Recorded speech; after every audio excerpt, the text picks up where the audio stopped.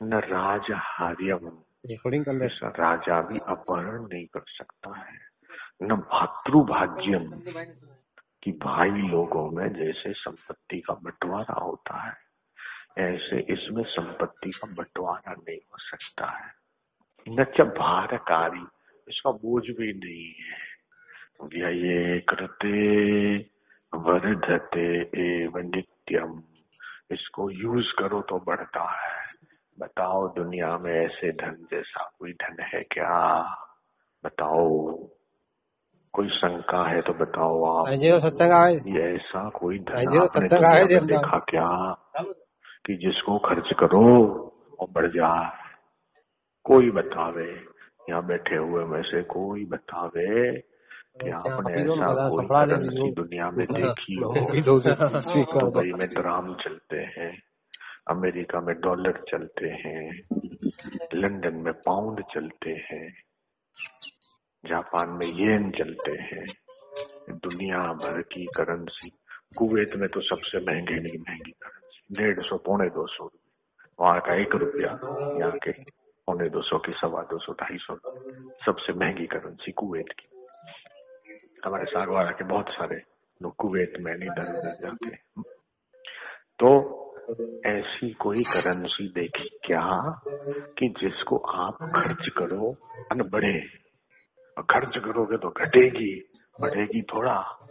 लेकिन जो गुरु की दी हुई संपत्ति है ना, उसको खर्च करते रहो करते रहो करते रहो करते रहो, वो बढ़ती जाएगी। जितना खर्च करो, मैं भी खर्च ही कर रहा हूँ। देखो जो मिला है दे रहा हूँ। इसका फोन आ रहा है, सत्संग चालू है, फैलाओ, जोड़ते चलो। वहां भी न जाने अंदर में कितने लोग जेल में भी, उनको भी समझ ज्ञान है। वो एक आया अंदर, बोले मैं मर्डर के साथ जाके क्या करेगा? 12-14 साल की सजा पूरी करके जिसके कारण मैं अंदर हूँ उसको मैं मार दूंगा। तो मार देगा तो हाँ बोले, भले मैंने वो फिर से जेल में आना पड़े लेकिन मार दूंगा। आंख के बदले आंख लोगे तो पूरी दुनिया अंधी हो जाएगी। द्वेष से द्वेष का संबंध नहीं है, वैर से वैर का संबंध नहीं है। घृणा को प्रेम से जीतो, घृणा को प्रेम से जीतो। तो वैर को निर्वैरता से जीतो, हिंसा को अहिंसा से जीतो। तो बोले, उसको समझाया, वो समझ गया। छोटा उदयपुर साइड आदिवासी इलाके का एक व्यक्ति था, फिर उसको माफी भी आ गई, छूट भी गया। तो ये है कि हमारे मन में जो है सर्वभूत हिते रतः, कि सब भूतों का हेतु हो। बापू जी के मन में किसी के लिए अहित नहीं है, शत्रु के लिए भी अहित की भावना नहीं, उसका भी कल्याण होना चाहिए। रावण का कल्याण किया राम जी ने, किया कि नहीं किया? वो जो मंथरा थी लड़ाने भिड़ाने वाली, इधर की बात उधर, उधर की बात उधर, अपने गुजराती में कहिए कान बेरड़ी चढ़ावे, कई को चढ़ा दिया, उसको ऐसा फिट कर दिया, ऐसा ऐसा, और उसी के इशारे पे काम हुआ, राम को वनवास हुआ। उसको भी जो माता को गति दिया, ऐसी गति राम जी ने मंथरा को दिया। कैसा हृदय होगा विचार कीजिए आप। ईश्वर और ईश्वर प्राप्त महापुरुषों का हृदय कैसा होता है? एक नहीं, दो नहीं, कितने प्रमाण दिए जा सकते हैं कि अपना हानि करे, उसका मंगल करे। मैंने तो देखा है, अनुभव किया है कि उनके चित्त में किसी के लिए अमंगल नहीं है, दुर्भावना नहीं है, उसका कल्याण होना चाहिए। तो सर्वे भवन्तु सुखी न, सबका मंगल हो। आप दूसरों का मंगल सोचोगे, करोगे, आपका अमंगल कैसे होगा? बताओ आप बताओ। आप दूसरे का कल्याण करोगे, आपका कल्याण होना ही है। आप दूसरे का हित करोगे, आपका हित होना है। आप दूसरे का उन्नति करोगे, आपकी उन्नति होनी है। कभी कभी धोखा भी मिलता है, कभी कभी धोखा भी मिलता है, लेकिन वो 100 में से 1% मिला, लेकिन 99% तो मंगल ही होता है, अमंगल नहीं होता। ऐसो कौन कृपालु जग में जो आवागमन मिटावे, गुरु बिना औषधि कौन पिलावे। तो कभी प्यार से, तो कभी डांट से, तो कभी कैसे गुरु शिष्य की गढ़ाई करते हैं। गुरु कुंभार, शिष्य कुंभ है। घड़ी घड़ी काढ़े खोट, गढ़ गढ़ के उसकी खोट निकालता। तो ऐसे गुरु हमको मिले हैं, ब्रह्मवेत्ता मिले हैं। ब्रह्म ज्ञान का सत्संग सुनने का, समझने का अवसर मिला है। ये हम सब के कोई पूर्व जन्म के अच्छे कर्म है। हमारे पूर्वजों ने ऐसे कोई अच्छे कर्म किए, हमारा भी पुण्य होगा कि जो ऐसी जगह पे जन्म हुआ, फिर जन्म हुआ, फिर ऐसा वातावरण मिला, फिर कुछ और अच्छे पुण्य होंगे कि जो ये ज्ञान समझने में रुचि हुई और इस मार्ग में आगे बढ़ने का अवसर मिला। आपके भी ऐसे पुण्य होंगे, आपके माता पिता के, आपके दादा दादी के, नाना नानी के, पूर्वजों के, कि जो लाखों करोड़ों जीव संसार में हैं, उनमें से आपको ये विचार पैदा हुआ कि नहीं, मेरे को अध्यात्म के रास्ते जाना है। वैराग्य हुआ, अनासक्ति हुई, ईश्वर के लिए प्रेम हुआ, गुरु के ज्ञान में रुचि हुई और इस मार्ग पे आगे बढ़ने में तत्परता जागृत हुई, उत्साह हुआ। ये बिना पुण्य के, बिना सत्कर्म के संभव नहीं है। ये हमारे ऊपर परमात्मा की विशेष कृपा है। परमात्मा की तो कृपा सब पे है, लेकिन हमारे ऊपर परमात्मा की, आप सबके ऊपर, हम सबके ऊपर परमात्मा की विशेष कृपा है, अनुग्रह है। हम जितना उनका धन्यवाद करें उतना कम है कि हमारे चित्त में ब्रह्म ज्ञान के लिए रुचि पैदा हुई, सत्कर्म के लिए रुचि पैदा हुई, निस्वार्थ निष्काम कर्म करने की रुचि पैदा हुई और हम कर रहे हैं। ये पुण्य का फल है।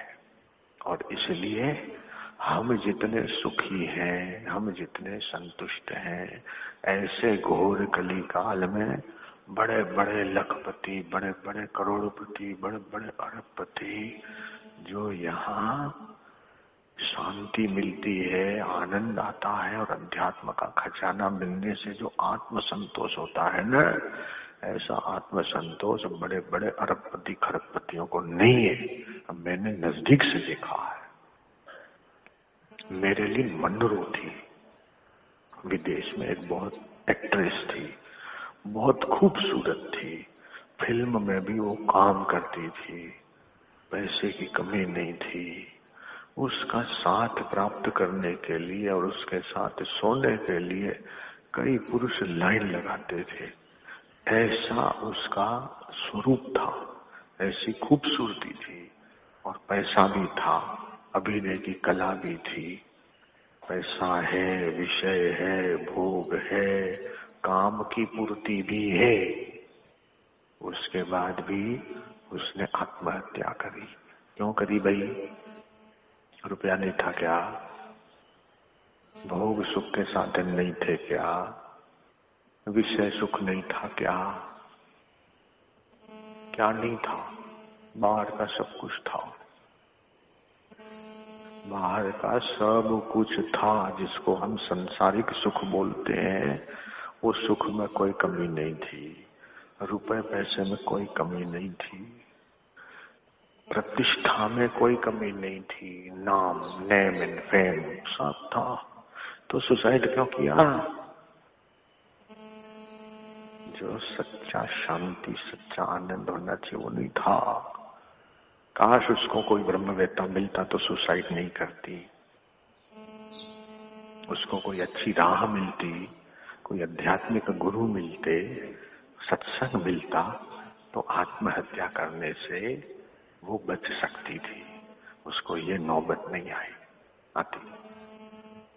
तो हम सब कितने सौभाग्यशाली हैं। मुझे एक व्यक्ति ने कहा कि बापूजी के सत्संग से न जाने कितना क्राइम घटा है और घटता है, न जाने समाज में कितनी अशांति घटती है, कितना तनाव घटता है, डिप्रेशन घटता है। तो ये तो बहुत बड़ा काम है, जो लाखों करोड़ों रुपया खर्च करने पे जो काम नहीं हो सकता है वो काम सत्संग से होता है, गुरु के ज्ञान से होता है। लोगों को सही दिशा में लेना, सही रास्ता दिखाना, उनकी जीवन का उन्नति की तरफ कितना कितना लाभ है। तो ये लाभ हमको सहज में मिल रहा है।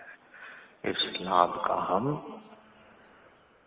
एहसास करें, इस लाभ की कदर करें। सहज में जो चीज मिलती है उसकी अक्सर कदर नहीं होती है, तो हम उसकी कदर करें और अपने जीवन को जैसा गुरुदेव बनाना चाहते वैसा बनाएं।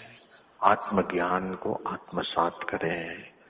विघ्न, बाधा, संकट, इनसे डरे नहीं, दबे नहीं, हौसला बुलंद रखें और जीवन की शाम होने से पहले जीवनदाता की मुलाकात करने में हम कामयाब हो जाएं। तो आप सभी को फिर से मैं धन्यवाद देता हूँ। आपके अंतरात्मा छुपे हुए परमात्मा को प्रणाम करता हूँ। आज मेरा आंखें पवन हुई, आप सबके प्रत्यक्ष दर्शन करने का सुअवसर प्राप्त हुआ, क्योंकि भक्त मिलते हैं, साधक मिलते हैं, ईश्वरीय प्रीति वाले जो व्यक्ति मिलते हैं तो उनकी ऑरा, उनका वाइब्रेशन से फायदा होता है। आप कहोगे कि हम आए, आपने हमारे दर्शन किए तो आपको आनंद आया, तो मेरे को क्या आया? मेरे को दुख मिला क्या? मेरे को भी बहुत आनंद आया। तो आपको मेरे को दर्शन करके आनंद आता है, उससे ज्यादा मुझे आपका दर्शन करने से आनंद आता है।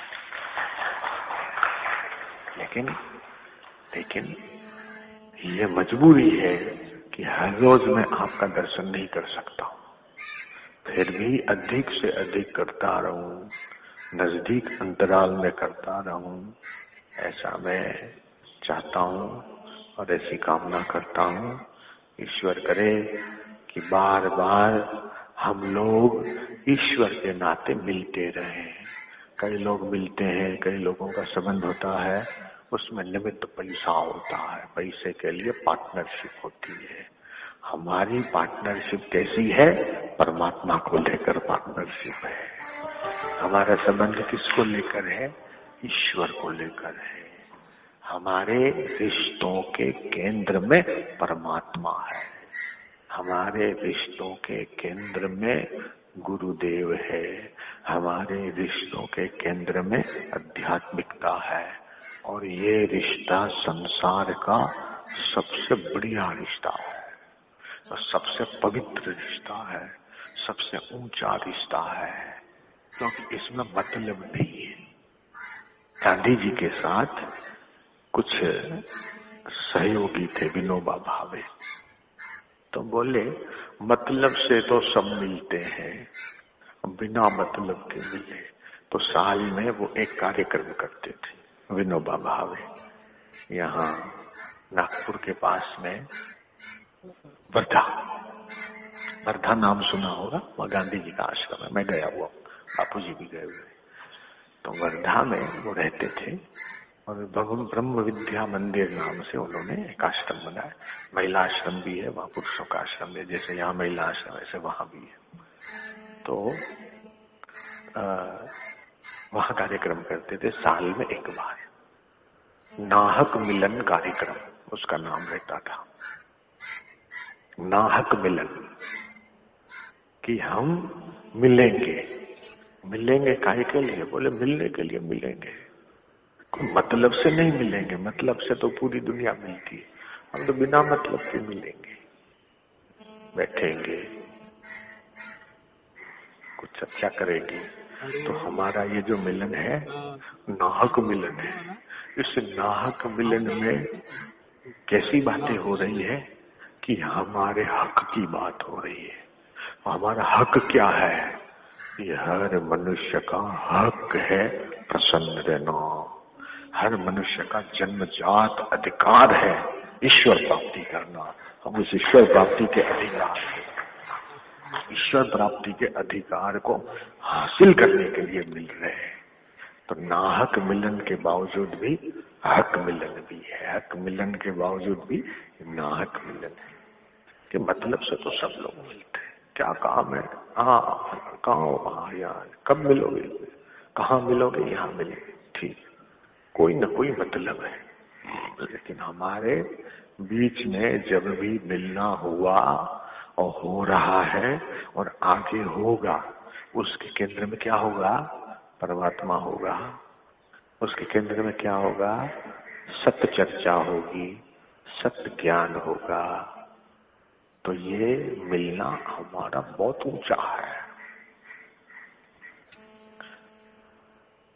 रिश्ते नाते निभाते हैं, उसका मन दुख न हो जाए, उसको बुरा न लग जाए, उसको हमारे से ऐसा न हो जाए। ये रिश्ते नाते संसार के क्या निभाने पड़ते हैं, उनको संभालने पड़ते हैं। उसमें न जाने कितनी ताकत और आयोजन करना पड़ता है। इस रिश्ते में थोड़ी लापरवाही भी जायज है कि कभी देखो 7 साल अंदर होने के बाद भी हमारा रिश्ता कितना मजबूत है कि अभी तक टूटा नहीं है। कितनी बड़ी बात है? आपके अंदर जो उम्मीद है वो घटी नहीं, टूटी नहीं। हाँ, आज नहीं कल, आज नहीं कल शबरी ने इंतजार किया, मेरे राम आएंगे, मेरे राम आएंगे। तो वो तो एक शबरी थी, इधर न जाने कितनी शबरियां बैठी है, कितने शबरे बैठे हैं। राम आएंगे, हमारे गुरुदेव आएंगे, आज नहीं आएंगे, कल आएंगे, परसों आएंगे, इस महीने नहीं आएंगे, अगले महीने आएंगे, 2 महीने में आएंगे, 2.5 महीने में आएंगे। और फिर गुरुदेव भी, अरे चिंता मत करो, मैं आ रहा हूँ, मैं आ रहा हूँ। वो भी हमारे उम्मीद को मरने नहीं देते, हमारी आशा को निराश नहीं कराते। और जहाँ आशा है वहाँ जीवन है, और वो तो आशाओं को पूरे करने वाले राम है, तो हमको कैसे निराश करेंगे? वो पूरी करेंगे। हमारे राम हमारी आशाओं को पूरी करेंगे। ये विश्वास हमारा कमजोर नहीं होना चाहिए। जय राम जी की बोलना पड़ेगा। हमारा ये उम्मीद, हमारी ये आशा, हमारा ये भरोसा, हमारा ये विश्वास टूटे नहीं, भंग नहीं हो, ये हमें देखते रहना है। मीरा क्या बोलती है? असुवन जल सींच सींच प्रेम बेल बोई। मैंने प्रेम की बेल लगाई। बेल समझते हो ना? बेला पेड़ के ऊपर चढ़ता है, ऐसा प्रेम का बेला लगाया है, उसको मैंने सींचा है। कैसे सींचा है? आंसुओं के जल से सींचा है। तो यहाँ भी मैं देखता हूँ, अभी महिला आश्रम गया था, इतनी बहनें पवित्र रहे, ऐसा बहनें कहाँ मिलेगी? उद्धव जी को कृष्ण ने भेजा, जाओ गोपियों के पास प्रेम का पाठ पढ़ो। इतनी श्रद्धा, इतनी भक्ति, इतनी प्रीति दुनिया में आपको कहीं नहीं मिलेगी आज के समय में। ये इन देवियों से सीखने की बात है कि कितनी श्रद्धा है, कितनी भक्ति है। थोड़ी उनकी भी कृपा हम सब पे हो जाए तो हमारे अंदर भी प्रेमा भक्ति और बढ़ जाए। मैं तो ऐसा भगवान से प्रार्थना करता हूँ कि उनको देख के ये बात सीखने की है कि कैसा अनन्य प्रेम है, कैसी अनन्य प्रीति है। गजब है, गजब। हाँ, तो जैसे उद्धव जी ने गोपियों से प्रेम का पाठ पढ़ा, ऐसे कई देवियों का दर्शन करके हमारी आंखें पावन हो जाती है, हमारा जीवन धन्य हो जाता है और हम प्रेम का पाठ सीखते हैं कि ऐसा प्रेम हमारे दिल में भी जागृत हो जाए। कबीर जी जैसे ज्ञानी क्या बोलते हैं, एक एक गोपी के प्रेम में बह गए कोटि कोटि कबीर। एक गोपी का प्रेम कैसा कि उसमें करोड़ों कबीर बह गए। विचार कीजिए, इस बात का विचार कीजिए कि एक एक गोपी का प्रेम ऐसा है, करोड़ों कबीर उसमें बह जाते हैं। ज्ञान तो भाई ज्ञान है, लेकिन प्रेम तो ज्ञान का बाप है। ज्ञान तो ज्ञान है, नहीं ज्ञान है न सदृशम पवित्र में विद्यते। ज्ञान के समान पवित्र करने वाला कुछ था नहीं, है नहीं, हो नहीं सकता। लेकिन दिव्य प्रेम, ये जो आजकल प्रेम लोग समझते हैं, वो तो प्रेम की व्याख्या ही अलग है। लेकिन जिसको दिव्य प्रेम बोलते हैं, इंग्लिश में एक वर्ड है प्लेटोनिक लव। प्लेटोनिक लव जिसको दिव्य प्रेम का इंग्लिश में ये कि प्लेटो उस समय से इसका अर्थघटन किया, डिवाइन लव, प्लेटोनिक लव। वो जो है उसमें शारीरिक मिलन का महत्व नहीं है, वो दिल से जुड़ा हुआ है, हृदय से जुड़ा हुआ है। और वो जो हृदय का दिव्य प्रेम है वो इतना रसपूर्ण है, इतना रसीला है, ऐसे प्रेम में बह गए कोटि कोटि कबीर। तो जिनको ये थोड़ी अध्यात्म की गहराई होगी ना, वो समझ पाएंगे। और लौकिक नजर से देखे, बोले क्या है, गाड़ियों के पीछे भागते लटकते फटकते, ये वो फलाना, वो अलग अर्थ में उसको देख। जब बोले बाबा के पास कुछ काला जादू होगा, न मेरे पास काला जादू है, न मेरे पास सफेद जादू है, मेरे पास ईश्वरीय प्रेम का गुरु प्रसाद है, वो है, और कुछ नहीं है। बाकी तो ये जो है ना, जिनको अध्यात्म की गहराई नहीं है या जिनका मार्ग अध्यात्म का नहीं है, वो इसका कुछ भी टोना हिप्नोटिज्म है। हिप्नोटिज्म क्या है? हिप्नोटिज्म में 7-7 साल अंदर है, तो हिप्नोटिज्म हो सकता है। That is not a hypnotism, that not a self hypnotism, only spirituality, divine love, platonic love. ये अध्यात्म की गहराई है, ये उससे संभव है। बाकी इसको तुम सांसारिक तराजू में तोलोगे तो ये तुम्हारी बुद्धि की समझ में आने वाला ही नहीं है। तो ये है, समय हो गया, आगे कार्य भी है, तो 2 मिनट गहरा सांस लें, 3 बार हम लोग ओमकार का गुंजन करें, फिर आज की सभा को विराम देते हैं।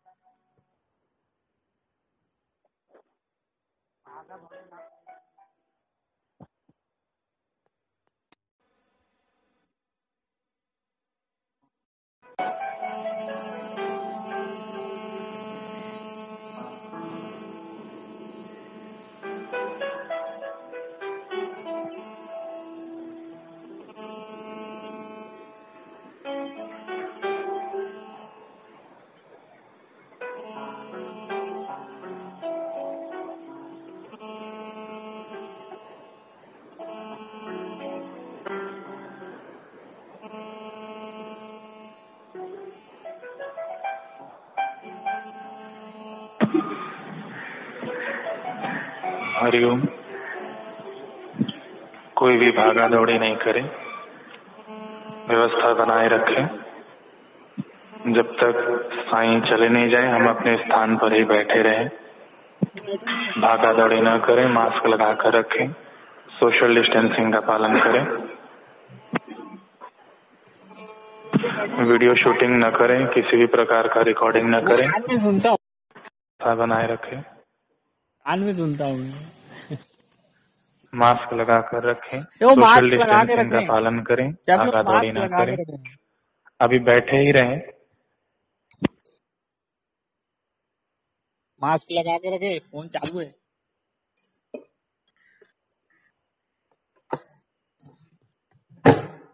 साईं जी सूरत आए नहीं, साईं जी सूरत आए नहीं यार। देखा लाइव सत्संग मिल गया ना अपने को। अब रोज आएगा ढींग चिड़िका। चलो क्या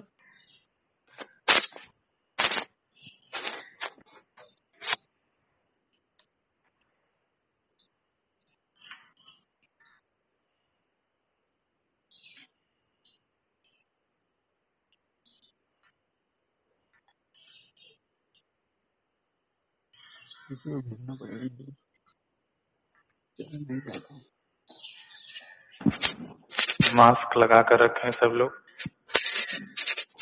लगा के तो रखे हैं जी। तो स्पीकर ऑन करो ना यार।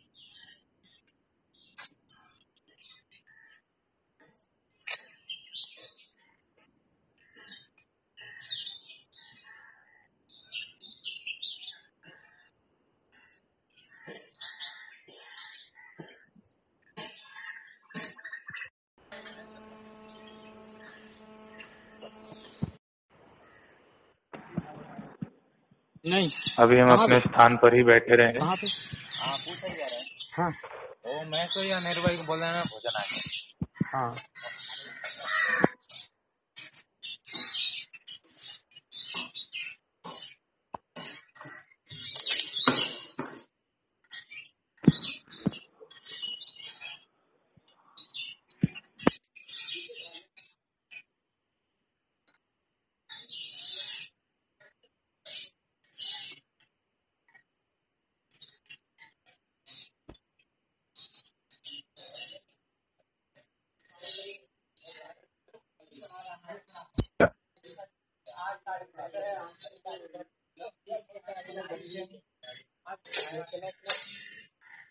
कहाँ के लग सबको सुनाया मैं पूरे माइक में लगा दिया।